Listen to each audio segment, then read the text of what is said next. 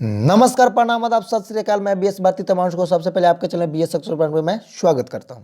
आज के सेशन के माध्यम से मैं क्लास 12th का हिंदी का गद्य खंड या काव्य खंड कहिए, उसी का छठा नंबर चैप्टर, ठीक है ना, छठा नंबर चैप्टर, जिस चैप्टर का नाम यहाँ पे आपको दिखाई दे रहा होगा, तुमुल कोलाहल कलह में। तुमुल कोलाहल कलह में इसी चैप्टर का मैं टोटल वीवीए ऑब्जेक्टिव लेकर के आ गया हूँ। इसका पीडीएफ के लिए आपका ग्रुप में ऐड हो जाइएगा। डिस्क्रिप्शन बॉक्स में भी आपका लिंक डाला हुआ है और चैनल के अबाउट में भी लिंक डाला हुआ है। इससे पहले वाले टोटल वीडियोस को देखने के लिए कहीं भटकने को सकता नहीं, इसी चैनल के प्लेलिस्ट में जाइएगा, इसी चैनल के प्लेलिस्ट में जाइएगा। हिंदी क्लास 12 वीवीए ऑब्जेक्टिव 2024 करके आपका काव्य खंड का टोटल, ठीक है ना, आपका काव्य खंड के लिए अलग से आपका बना होगा, तो याद रखिएगा, उसमें आपका मिल जाएगा। चलिए, क्या कुछ देखने क्वेश्चन देखने के लिए मिलता है। और जिन बच्चों को 2024 में एग्जाम देना है, बिल्कुल निश्चिंत होकर के इस चैनल से पढ़िए, कहीं कोई प्रॉब्लम नहीं होगा। बीएस भारती आपके साथ खड़ा है जी। जयशंकर प्रसाद का महाकाव्य है कामायनी। कौन सा है? कामायनी। थोड़ा बढ़िया से पहले एडजस्ट कर लेता हूँ, है ना, पढ़ाने से पहले थोड़ा सा अच्छे से मैं एडजस्ट कर लेता हूँ ताकि आप लोगों को पढ़ने में कोई प्रॉब्लम ना हो सके। तो कामायनी है, ऑप्शन नंबर ए बिल्कुल ही करेक्ट जवाब हो जाएगा। चलिए आगे बढ़ाते हैं। आगे सेकंड नंबर क्वेश्चन कह रहा है कि कंकाल उपन्यास किस कवि की रचना है? कंकाल उपन्यास किस कवि की रचना है? तो जयशंकर प्रसाद जी का। कंकाल उपन्यास किस कवि की रचना है? जयशंकर प्रसाद जी का, याद रखिएगा। आइए थर्ड नंबर क्वेश्चन, चीर विषाद विलीन मन की, चीर विषाद विलीन मन की, तो ये आपका तुमुल कोलाहल कलह से लिया गया, याद रखिएगा। चीर विषाद विलीन मन की, रे वर वर्षात रे मन, ऐसा कुछ करके आता है, ठीक है ना। तो तुमुल कोलाहल कलह से याद रखिएगा, बहुत ही बढ़िया आपका चैप्टर है, बहुत ही मजा आता है पढ़ने में। आगे शेर सीन का शस्त्र समर्पण नामक आख्यानक काव्य किसके द्वारा लिखा गया? तो आपका लिखा गया था जयशंकर प्रसाद जी के द्वारा, याद रखिएगा। किनके द्वारा? जयशंकर प्रसाद जी के द्वारा। पांचवा नंबर क्वेश्चन, आंसू किसकी रचना है? आंसू किसकी रचना है? तो जयशंकर प्रसाद जी का। आंसू किसकी रचना है? जयशंकर प्रसाद जी का। आंसू किसकी रचना है? जयशंकर प्रसाद जी का। आइए, जयशंकर प्रसाद ने कौन सी कविता लिखी है? जयशंकर प्रसाद ने तुमुल कोलाहल कविता लिखी है, ठीक है ना। अब पुत्र वियोग सुभद्रा कुमारी चौहान, ठीक है ना। तो यहाँ पे आपका तुमुल कोलाहल कलह में भी जस्ट हमने बताया। आइए सात नंबर क्वेश्चन, जयशंकर प्रसाद जी का जन्म कब हुआ था? तो उनका जन्म हुआ था 1989, याद रखिएगा प्लीज। 1989 में इनका जन्म हुआ था। 1989 में इनका जन्म हुआ था। जयशंकर प्रसाद जी का जन्म 1989। 8 नंबर के यहाँ पे क्वेश्चन कर रहा है, पितामह कौन थे? जयशंकर प्रसाद के पितामह कौन थे? तो शिवरत्न साहू। पूछा गया क्वेश्चन है भैया, पितामह कौन थे जी? शिवरत्न साहू। चलिए आइए 8 के बाद देखते हैं, 8 के बाद देखते हैं 9 से। थोड़ा पहले बढ़िया से एडजस्ट कर लेता हूं, ठीक है ना, ताकि आप लोग के पढ़ने में कोई प्रॉब्लम नहीं हो। चलिए आइए आगे क्वेश्चन कह रहा है कि जयशंकर प्रसाद कितनी वर्ष की अवस्था में पितृविहीन हो गए थे? मैंने पिता उनको छोड़ करके चले गए थे। बहुत ही मतलब दर्दनाक इनका कहानी रहा था, ठीक है ना। तो 12 वर्ष के ही अवस्था में, सोचिए, जिनका 12 वर्ष की अवस्था में पिता छोड़ करके इस दुनिया से चले गए, किस प्रकार से चैप्टर का रचना कर दिया, समझ सकते हैं। और आप कहते हैं कि मेरे पास ये वो दिस डेट सब चीज रहते हुए कहते हैं, नहीं, बहाना बनाइए, आपको ही काम देगा।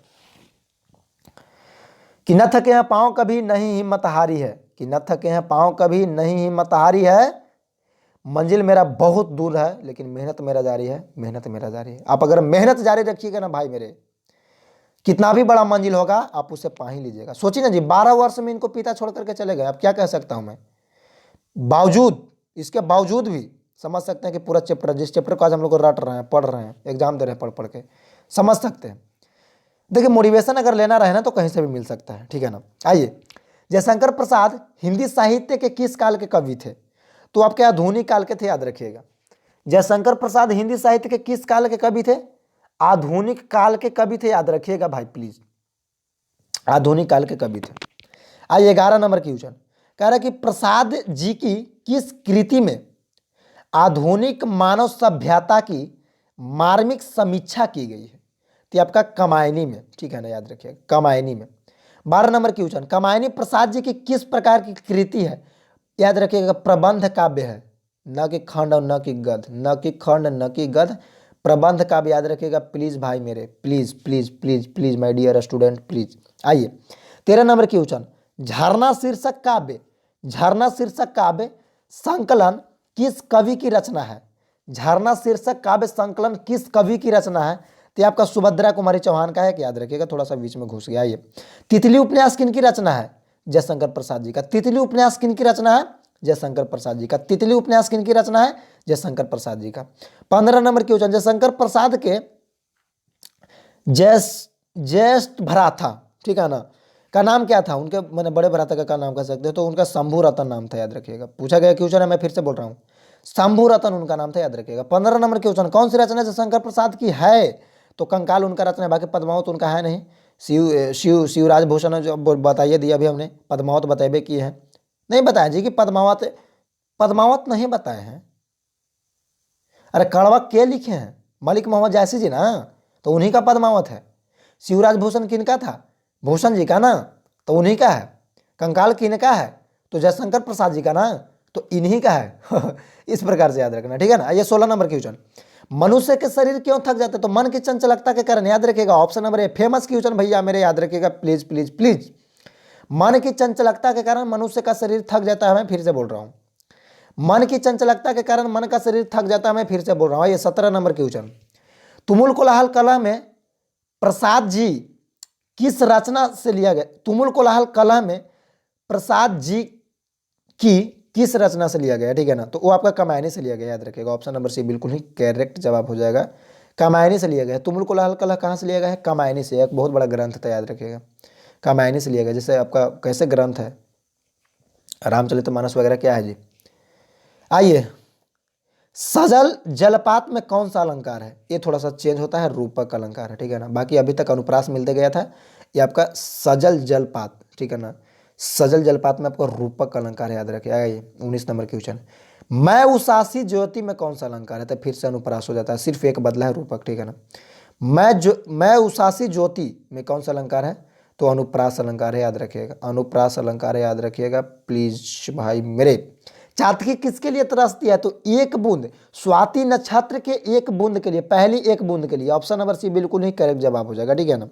स्वाति नक्षत्र की पहली बूंद के लिए, स्वाति नक्षत्र की पहली बूंद के लिए। चलिए आइए नेक्स्ट क्वेश्चन देखते हैं।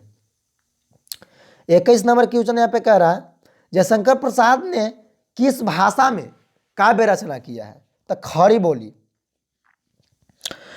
जयशंकर प्रसाद ने खड़ी बोली में काव्य का रचना किया है, याद रखिएगा।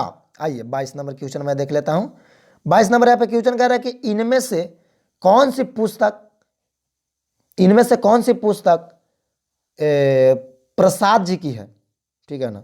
तो झरना जो है कि प्रसाद जी का, याद रखिएगा। किनका है? झरना प्रसाद जी का, याद रखिएगा, याद रखिएगा, ठीक है। आइए 23 नंबर क्वेश्चन मैं देख लेता हूं। 23 नंबर क्वेश्चन कह रहा है कि जयशंकर प्रसाद की कौन सी कृति अपूर्ण है? मैंने पूरा नहीं हुआ था, तो वो था इरावती। कौन था? इरावती, इरावती, इरावती। आइए 24 नंबर क्वेश्चन, 24 नंबर क्वेश्चन कह रहा है कि प्रसाद रचित महाकाव्य का नाम है।